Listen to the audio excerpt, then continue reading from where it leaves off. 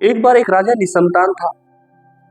पुत्र प्राप्ति के लिए लाखों जतन कर लिए थे, लेकिन पुत्र प्राप्त नहीं हो रहा था। अपना वंश चलाना चाहता था, आने वाले समय में राजा तैयार करना चाहता था अपने पुत्र को, लेकिन पुत्र ही नहीं था।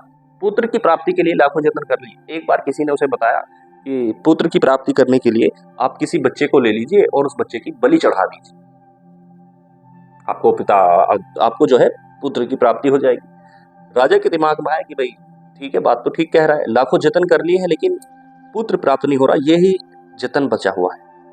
राजा के दिमाग में बात बैठ गई और राजा ने ढिंढोरा पिटवा दिया, मुनादी करवा दी कि भाई जो भी अपने बच्चे को लेकर के आएगा बलि चढ़ाने के लिए, मुझे देगा तो मैं उसके परिवार को बहुत मोटा पैसा दूंगा, इनाम दूंगा।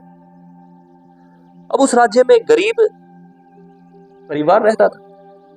उनके घर में जो थे वो बहुत सारे बच्चे थे। तो एक बच्चा उनका ऐसा था, छोटा बच्चा था कि वो बस ऊपर वाले की प्रार्थना करता था और कुछ नहीं करता था। तो उनके दिमाग में आया कि भाई इसको ही पकड़ के और राजा को सौंप देते हैं, हमें पैसा मिल जाएगा। अब ठीक है, वो गए। जाने के बाद राजा के पास उस बच्चे को ले गए, अब जाकर के सौंप दिया। राजा ने उनको बहुत मोटा पैसा दे दिया। उन्होंने वो पैसा लिया और माता पिता जो थे वो खुश होकर के आ गए। अब वो बच्चा चिंताओं में था, लेकिन ठीक है, वो बच्चा वहां पर राजा के पास चला गया। अब बलि चढ़ाने की तारीख आ जाती है, जो तारीख राजा ने रखी थी बलि चढ़ाने की, वो तारीख आ जाती है और सभी उसके राज्य जो दरबार में रहने वाले कार्यकर्ता थे उन्होंने पूरी तैयारी कर ली और डेट आ जाती है बलि चढ़ाने की, जिस दिन बलि चढ़ाई जाती है। तो लास्ट टाइम में बच्चे को बुलाया गया और बच्चे से राजा ने पूछा कि अपनी अंतिम इच्छा बताइए, कोई आपकी अंतिम इच्छा हो। बच्चे ने कहा कि मेरी अंतिम इच्छा यह है कि मुझे रेत का एक ढेर दे दीजिए। रेत का ढेर जो था वो मंगवा दिया और बच्चे के सामने डाल दिया। बच्चे ने क्या किया, बच्चे ने रेत के घर से 4 छोटे छोटे मकान बनाए, जैसे बनाते हैं। बनाने के बाद पहला घर तोड़ दिया, दूसरा घर भी तोड़ दिया, तीसरा घर भी तोड़ दिया और चौथे घर को छोड़ दिया और चौथे घर के सामने हाथ फैला करके बैठ गया। हाथ जोड़ लिए, हाथ फैला लिए और ऊपर वाले को याद करने लगा। उसके बाद राजा ने पूछा कि भाई ये क्या कर रहा है। राजा को लगा कि ये तो कहीं कुछ हमारे लिए कुछ कर रहा है, हमारा सत्यानाश ना हो जाए।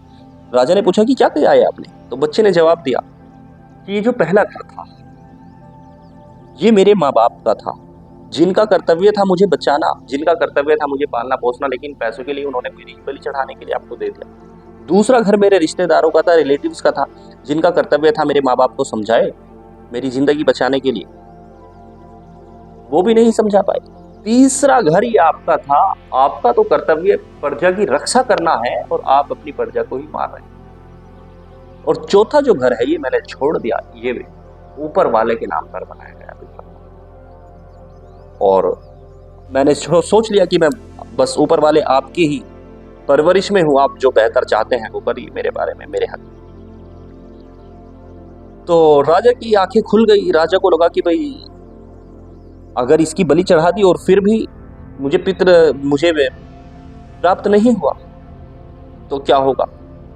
ये सोच करके राजा ने उसी बच्चे को अपना पुत्र मान लिया और पुत्र मान करके उसे ही अपना बेटा बनाने की घोषणा कर दी और ऐलान कर दिया, मुनादी करवा दी, ढिंढोरा पिटवा दिया कि अगला राजा मिल गया, यही अगला राजा होगा, यही मेरा पुत्र है। कहानी का छोटा सा सार ये बताता है कि अगर सब लोग, लाखों लोग, पूरा संसार आपको गिराने में, आपको क्षति पहुंचाने में लग जाए, लेकिन अगर आप ऊपर वाले से कनेक्ट हैं, उसकी परवरिश में, आपको कुछ नहीं हो सकता, बल्कि हमेशा आपका फायदा ही होगा। इसलिए किसी भी प्रकार की परेशानियों में फंसने और चिंता होने के बजाय ऊपर वाले की शरण में अगर आप लगातार रहेंगे तो आपको कुछ नहीं होगा, बस उसके साथ कनेक्ट रहिए। यही कहानी का सार है।